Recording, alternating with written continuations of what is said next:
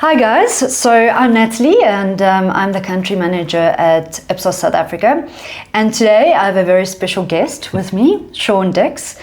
Hi Shaun. Hello, Thank Natalie. you for being here. Thank you. So before we actually get into anything, I need to know, what do you do at Ipsos and how does a Joburg boy become German? I'm German, yeah. On paper, I have a German passport. I'm a German citizen, but I'm South African at heart. You can't take the South African out of me. That will never happen. Okay, good to know. So I'm still South African, even though I have a German passport. Yeah, I moved, so I grew up in South Africa. I learned market research from the ground up here in Johannesburg. In fact, one of my clients was in Sandton for many years. And then I moved over to Germany roughly 23 years ago.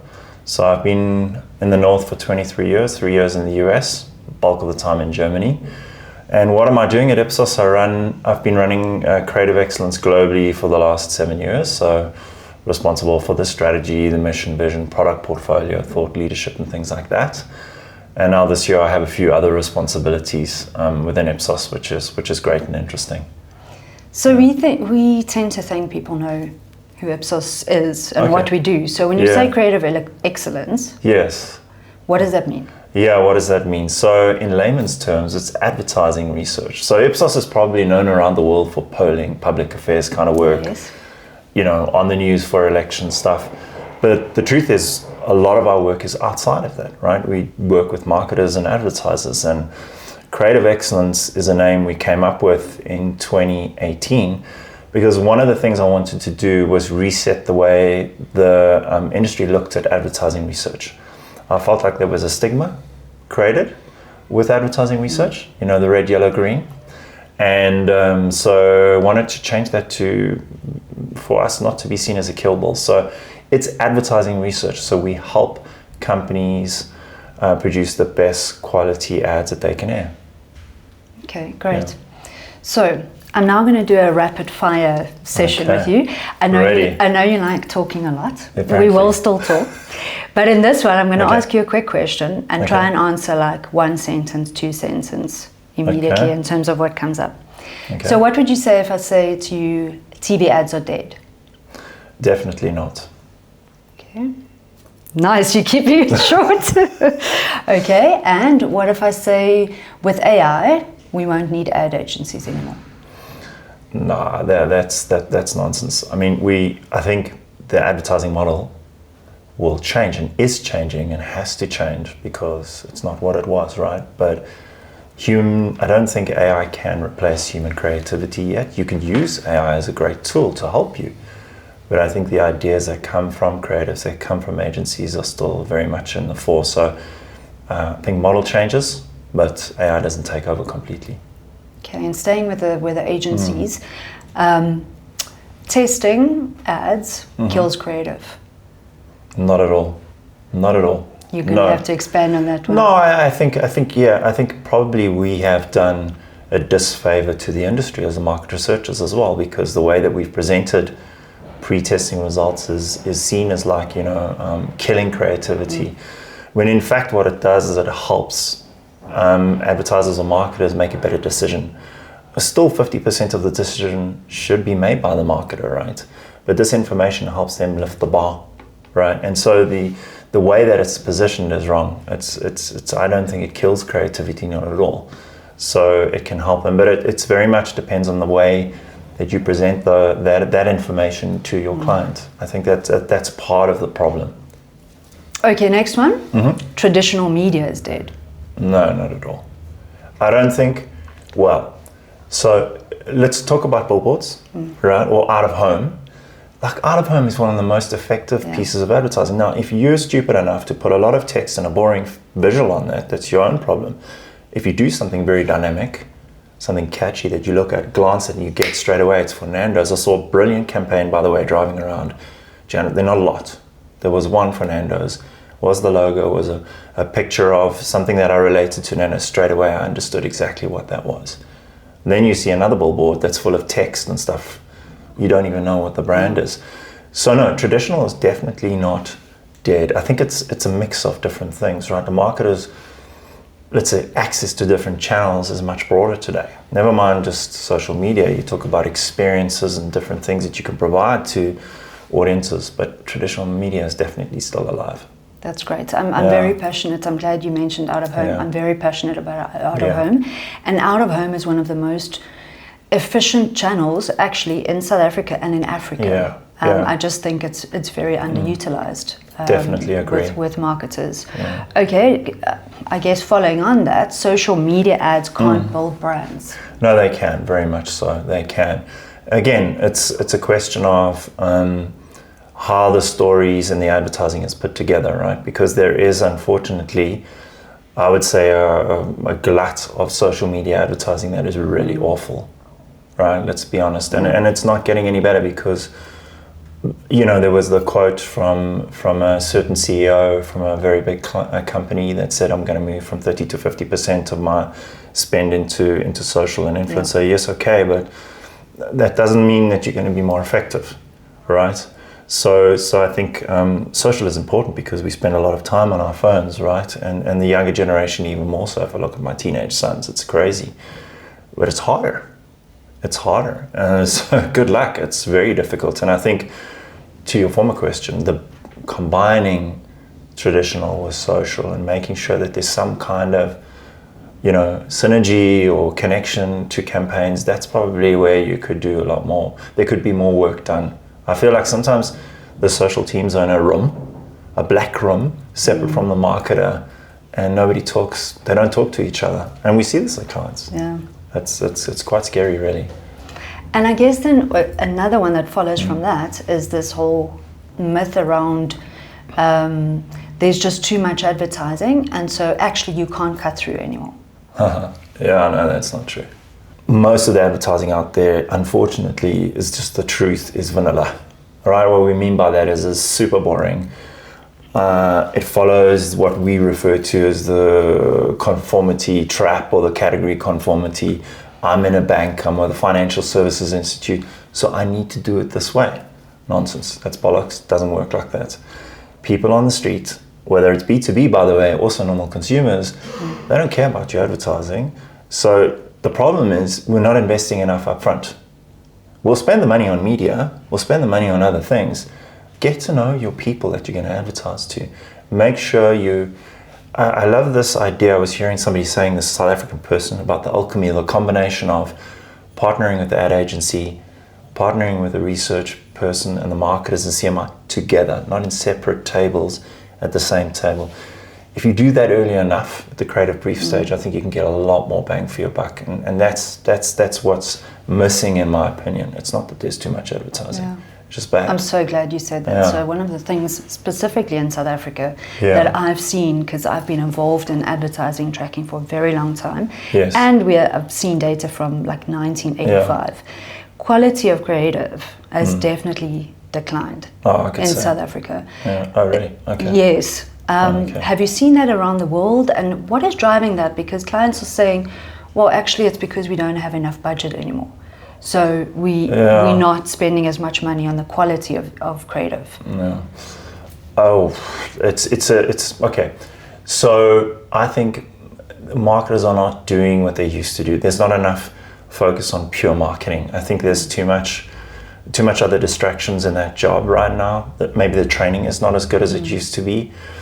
I think not a lot of work's been done up front to understand what are the ingredients to making a really successful campaign, and then doing that continuously and consistently over time. You know, you have marketers changing jobs more regularly. We know this, we see this, right? And so he or she comes in, has to make their mark, reinvents the brand, starts again from zero. You know, I have a great example of, I won't mention the beer brand, but not in this country, but another country, where you could see that just as that new brand leader came in, the campaign would change. This was a really seriously successful brand. We'd come in, change the positioning of that brand, done. The competitors looking at that going, great. So the competitors very consistent, doing great stuff and taking more and more share away from this brand. So I think there are a number of things that affect that. It's a problem. And I think just you know, we need to look back at what are the building blocks of good marketing that make brands successful. And yes, it's a little bit more complicated today because you have more channels and more things that you can do. but the building blocks of what makes a brand really successful are not really that different to what we knew 10, 15 years ago, or even 20 years ago. And then it's this notion also that because I don't have budget, I can't do that's quality also, creative. you said that, so I didn't touch on that. Yeah, that's nonsense. I mean, you saw from the Effie. Effie is a great source, because when we look at the Effie campaigns, and it's a little bit less subjective, more objective when you judge those campaigns. You've done that before. And we saw that in the results in the presentation Quinton did yesterday. It doesn't mean if you've got a big budget that you're going to do better. Actually, the smaller budgeted campaigns actually sometimes do better than the bigger ones. Look at the Grand Effie winner in South Africa 2 years ago, Pineapple. Yeah. Fantastic campaign. I had the lovely opportunity of doing Winner's Circle last year with the Pineapple people and the agencies. And that is a great example of a smaller brand with less budget doing really great work. Doesn't mean just because you pour a lot of money into it, you're going to do well. No way. That's not the way it works. And I also think the very fact that if you have quality creative, you can actually get away with spending less money behind it. Exactly. So if you have small budgets, then actually your creative is much more important. Yeah. And then this notion around great ads don't wear out. Oh, I know there's a lot. Look, there's a lot going on in the industry right now. I have my own personal point of view on this.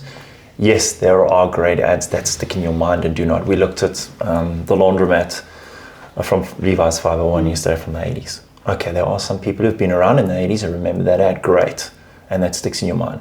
But let's just be clear, there are a few, and they are like stars in a galaxy far away that somebody has in their pocket, right? The rest of it, unfortunately, I don't believe that ads do not wear out. They will wear out eventually. And because it's just because there is a lot going on, and not every ad is equal. And so so my view is that they will wear out eventually. Again, I'm contradicting myself a little bit. There are a few of these ads that are excellent and you will never forget them. Right? I'm in Germany at the moment, been living there.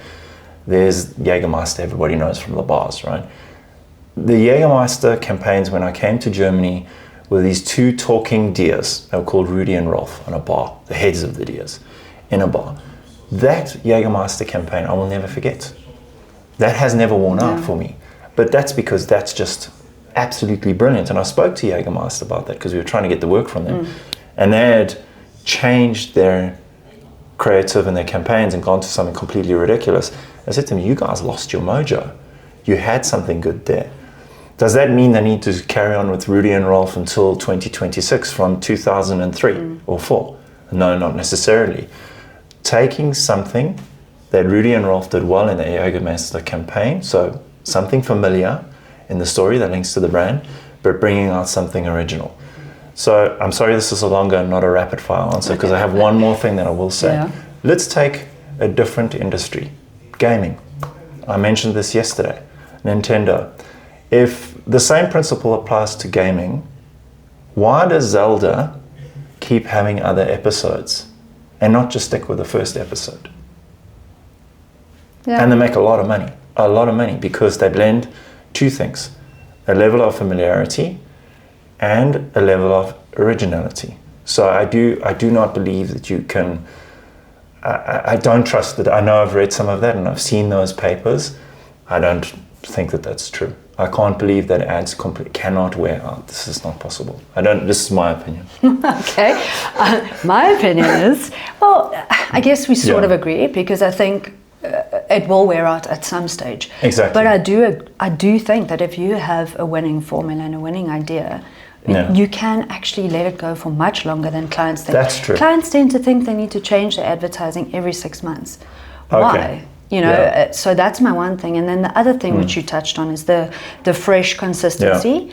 I think that's so important, right? Yes, don't change your campaign every 6 months, but you can bring fresh consistency using the same style, or because that style becomes a distinctive asset for the brand, right? I would agree with you there. Yeah. I mean, I think if you're talking about timeframes, and that's very concrete, right? Saying, okay, I need to change it every 6 months, something. No, I think if you've got something really good, hold on to it longer. Definitely agree with that. But there's not an infinite. There's a finite point. You know, there's going to be a finite point. But yes, if you've got something good, definitely I think it can run for longer, for sure. But I would say those are the good ones, the really good ones. Yeah. And they have to be, because you're competing with everything out there, right? Not only advertising, content as well. So those stars or the diamonds on the top, yeah, sure. There are very few of them. And then an interesting one for me is, if even today, if you ask, okay, they have to be a little bit older, but if you ask people about ads, they remember good South African ads. The Cremora ad still comes up. It's not inside, it's on top. Well, yeah. And now they've remade it. I don't know if you've seen it. I haven't seen it. You need to show me that. But like, I have no data, but personally, it didn't flight as long, and I don't think it did as well. Okay. So, and for me, that ties, I think, into the fact that you talked a lot about it being relatable. Is that still relatable to people in the way they remade it? So I think it's a very fine line. You can't just take an old ad and remake it. Yeah, well, there's the Coca-Cola ad from, I think it's 2 years ago, a Christmas campaign where they used AI for the first time on their holiday campaign, and they spoke about it openly, and LinkedIn fried them, basically, and we tested that ad, and actually did absolutely fine. And it was a remake of the 1995 Christmas campaign using AI. Not exactly the same, a little bit different. The trucks, the penguins, the bears, and all of those things that you know. Not the squirrels, the latest one. The squirrels are a new thing. I don't know why they brought squirrels in, but anyway, whatever. Everybody's going to have a squirrel, apparently. But this Coke one was a big debate, and I presented that a few times to talk about how AI is AI the answer to advertising effectiveness. And I think a lot of people said, no, that Coke ad, how can they use AI? What a disaster. But Coke used CGI, like, you know, computer-generated polar bears and penguins in 1995. So what? Who cares? They still remember that it's Coke, right? I think there can be some ads that are reproduced and go back to nostalgia and use that. Now, Cremora might not be a problem with the actual campaign, might be another issue. Yeah. Right? So it's not as simple as that, I would say. But I do believe that good ideas, really great campaigns can travel longer, that's for sure. But there are fewer than we think. No, I agree. So I think we actually do agree. Yes. So just on Coke, because that just reminded me of something. So, and I'm going to throw it back to you, but like, I remember working on a Coke ad 15 years ago. Okay. It was a global Coke ad, and they wanted to launch in South Africa. And I looked at this ad, and I said to Coke at the time, before we even tested it, I said, this is never going to work in South Africa. Yeah.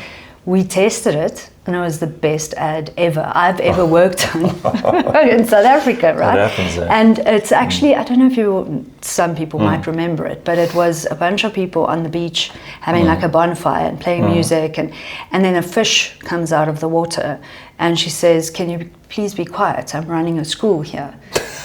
It's bizarre, right? Yes. I was like, this thing's never going to work. Okay. We tested it. It was one of the highest tested ads we ever worked on.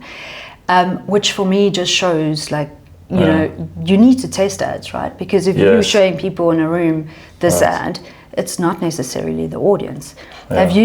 Do you have any examples like that where you? Oh, we have debates in our group, in our leadership groups. I work with about 6 people, and sometimes with the countries on ads, and everybody has a very strong opinion working in the industry. But we are not always right. Yeah. Right. So we have going back to when Fernando Machado was the CMO of Burger King, and he was creating all of these great campaigns that were celebrated at Cannes. There was the Moldy Burger one, where they put a Whopper inside a glass box for 34 days, and it's rotted, basically, to show that it had no artificial, no preservatives or whatever. So I just looked at that and I went, okay, great idea, but most people on the street aren't going to get it. So it's good for LinkedIn, good for social, good for PR. We put it into a human test, but it was before we had AI, and we published a paper. Now, we didn't slam what Burger King did. We said, actually, that was a really good idea to generate attention. But some of my colleagues said, we had arguments about this, right? Really, said, this is great. This is a celebration of creativity. I said, I'm not sure. I worked in food for a long time and know that if you show food in a negative way, can have and that's exactly what happened, is that strong memorability, but then on the behavior change, so short term. So would I really go and get a Whopper? They didn't get the connection. They just remembered the Rottenberg. Yeah, not the no preservatives. So you can have, so there's some ads like this sometimes, especially around Cannes. Actually, this is one of the great examples. Cannes is a great celebration of creativity and advertising. But I think personally, it's too subjective in a way, right? So it's not objective enough, is my opinion. Could be use research more. And some of those campaigns, I would question whether they're really the best in the industry, to be honest. So we debate a lot on those. And I think if you look at the price, and Mark Ritson speaks about this as well, you look at the price of a pre-test. I mean, in South Africa, I don't know exactly the prices, I should know, but let's say in Europe, right, a cost of doing a pre-test is under 20k euros, something like this. Now it's cheaper with AI, versus how much you're going to spend on that to produce it, and then the media spend behind that, millions of euros. You're kind of silly not to put it into research, which takes a few days now at max. So, why do that to yourself? And I'd say research is much smarter today. You can work earlier upfront to make sure that you give the agency more room to have more ideas. Well, isn't that a great idea? Yeah. Let the agency come with more ideas and choose the best one out of those. That's so true. And you sort of actually answered my next question, which is what do we say to clients when they say, well, why should we test it? And putting it into context like that, really a cost of testing a piece of creative is like a drop in the bucket in terms of how much you're going to spend on this whole campaign. It doesn't make sense. And our clients and our agencies and our media agencies actually sit in rooms like we're sitting now and talk and debate about ads, but it's actually the guys out there that need to sit and watch it. So. Absolutely. And I mean, I remember we're going back years and years ago, working for some, I won't say the company, but big FMCG companies in cosmetics and laundry. And we did quite a lot of research, right? But, the marketers felt very confident about these particular ideas because they follow a formula. If it's laundry, I'm going to make sure that I show a woman at the washing machine, and they even had a name for that. I won't say it because I'll get lightning will strike me down. I will not say it, but you would not believe it. I'll tell you off camera. Okay. So they had a name for this, right? And the woman would tell the story and why this detergent does great work, and the washing's whiter than white. I mean, come on. Like, that is so like everybody does that. And your brand's really going to stick out? No, it's not. And then research it, but they were like, okay, if we tweak this, we tweak a few things, we'll get it stronger. And so research can help you see that kind of like crazy idea is not going to work, and it can give you the information. I think, just start. My advice would be start earlier rather than later. Involve your research partners earlier. You're gonna have a much better return on investment. And it's going to give you the information for you as a marketer to make a better decision. That's what we want. And the earlier thing is really important because it then does allow you to make changes. Right. Otherwise, you're just testing for the sake of it. And yes, you still learn. Yeah. But you aren't able to influence the outcome. Yeah. So the only problem, and I guess, is this the same around the world? Our clients always say there's no time. The marketers and the companies that understand how important this is, you can see them. I can look at I've worked a lot in beer. Okay, so I grew up learning about beer advertising.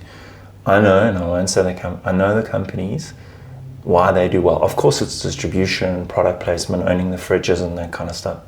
But their approach to understanding how their advertising is doing in market is disciplined.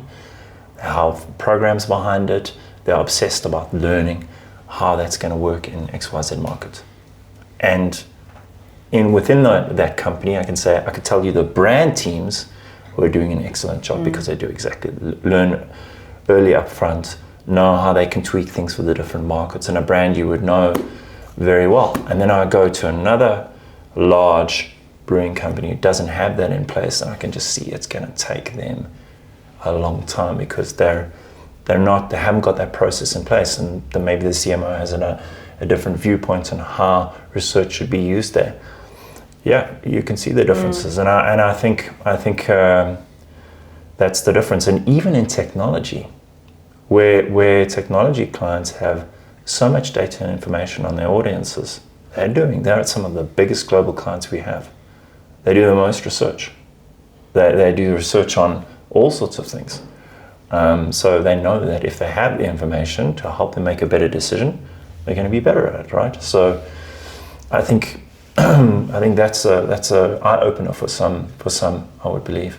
And building on that, I mean, I think a lot of clients always challenge me when I talk to them exactly about that in terms of testing and doing proper brand building advertising. Is this tension between performance advertising and chasing the volumes and the sales and the targets versus building brand.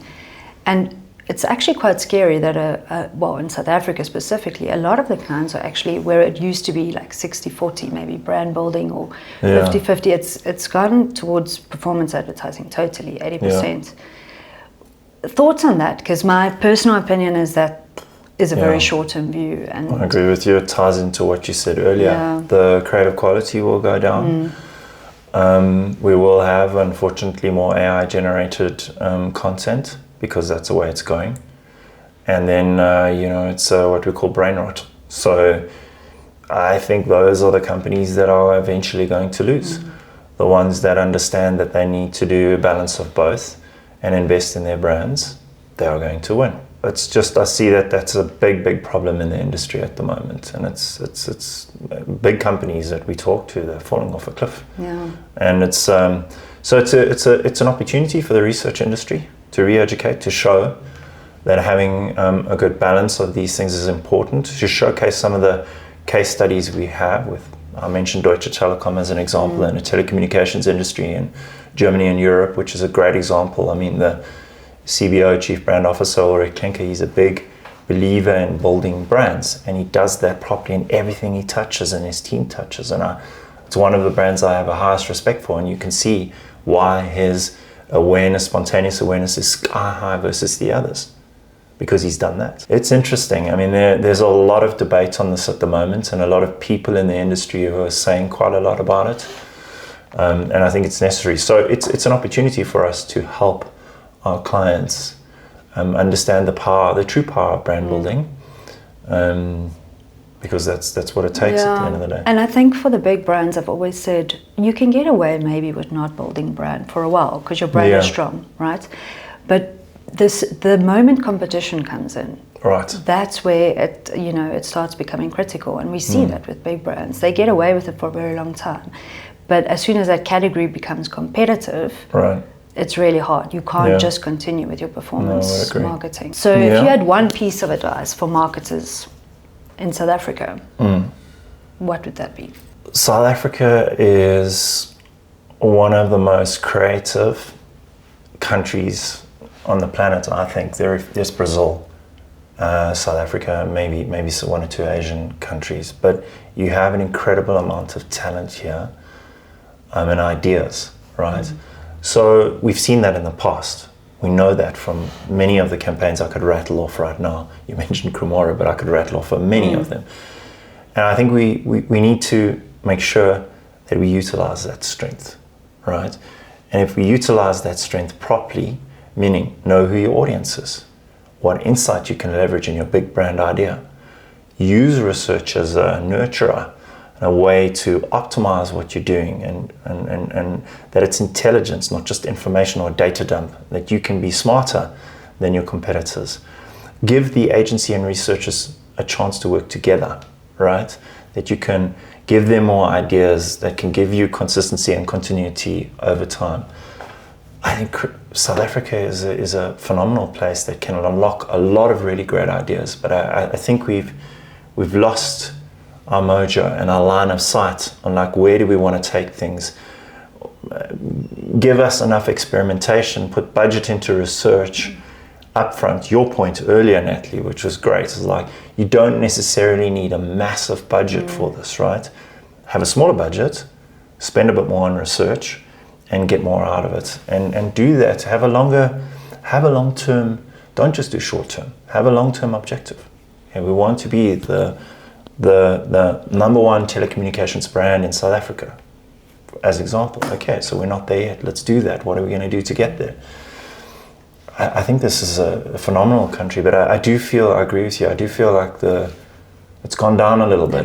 There are a few markets like it. It's not just a South African thing, but I think if you utilize your core strength, you can unlock a lot of really interesting stories, great ideas that can help brands really do well in this market. And before agencies start killing me for me saying creative quality has gone down, I don't think it is necessarily the agency's fault. Oh, not at all. I think it is. It's just the environment, the clients, also the risk averseness. Yes. And you mentioned that confidence of people wanting to take the risk and being creative. Yeah. All of that coming together, plus I guess tight budgets in South Africa, has just put us in this situation. And I think we need to be brave to get out of it, because I agree with you. I think the creative talent, not just in South Africa but on the African continent, is amazing. Exactly. If I think back to, I mentioned Carling Black Label, when they're number one beer brand in South Africa a while ago, and they were struggling with their positioning, moving away from very male-dominated beer associated with domestic violence and stuff. And Grant Pereira, who was the brand manager at the time, or Insights, they moved to brand for Carling. They took quite a big, bold move to move it into the direction of, and they used brave, bold. I can't remember exactly the tagline. It was brave, bold, something else, but it was going on the fringes of.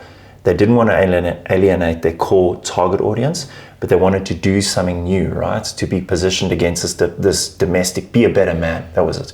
Be a better man, right? You don't need to hit a woman to be a better man. You could support all of these different things.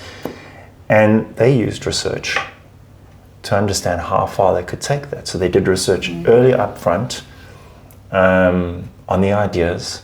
The agency was both research agency and creative agency worked together to really, and you can imagine that's a big thing for SAB, ABI in South Africa to change that with a big brand like it. It's a big, it's a big step, right? Yeah. So, but there again, that's a perfect example of a big brand doing their homework, researching things really well, knowing the audience, and then what I would say, kudos to them, being consistent with that positioning over time, right? And I think that's a couple of things that you can really do well, and I think that's a great example. So we have good examples here.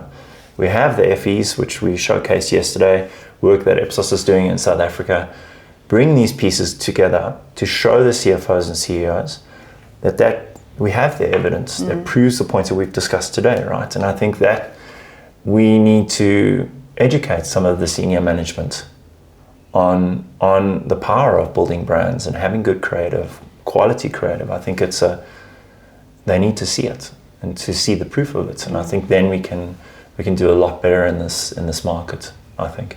So Shaun, I've heard sort of talk about sonic branding. Can you tell me a little bit more? I really don't know a lot about it.